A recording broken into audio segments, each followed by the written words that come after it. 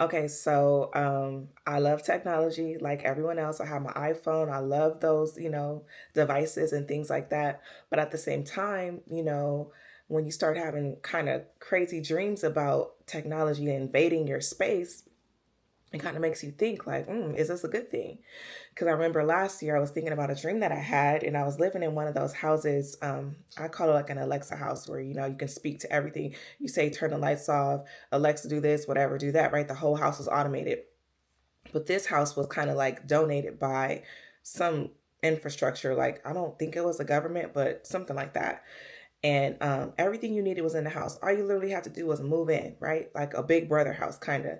But there was no space in that house that you were not being monitored, that you were not being listened to, that you're not being watched, even to the point that you were not even allowed to have anything like a hard copy of a book, pens, papers, none of that, because everything was being monitored. So whereas if you wanted to say something to someone, or you could say it out loud, or you had to text it.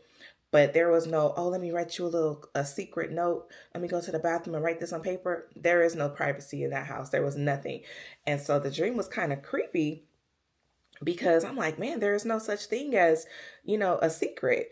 And it kind of makes me wonder, like, do you think our society could actually get to the point that books and paper and handwriting, good old fashioned handwriting, was discouraged, because then it couldn't be what is it, monitored?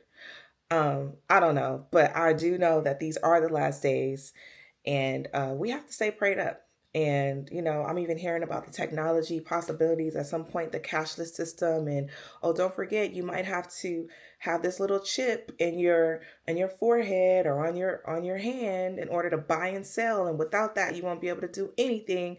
And I've heard of something similar in the UK. So it's like, when you start hearing about stuff like that, it's kind of hard not to think about the last days and be like, oh man, like the book of Revelations has some real truth in it, right? Like when you start to see it in your time frame and your life, it's like it makes you think a little differently. So I don't know if I'm the only person having crazy technology dreams or what, but it's making me think a little bit harder, pray a little bit more, fast a little bit more, and just stay in my word, because I'm trying to get caught up when it's time, okay? And if the rapture doesn't come before then, I need to be able to operate within the Holy Spirit. And so um I hope that you all are thinking that way as well. I would hate for anyone to get caught slipping at the last minute.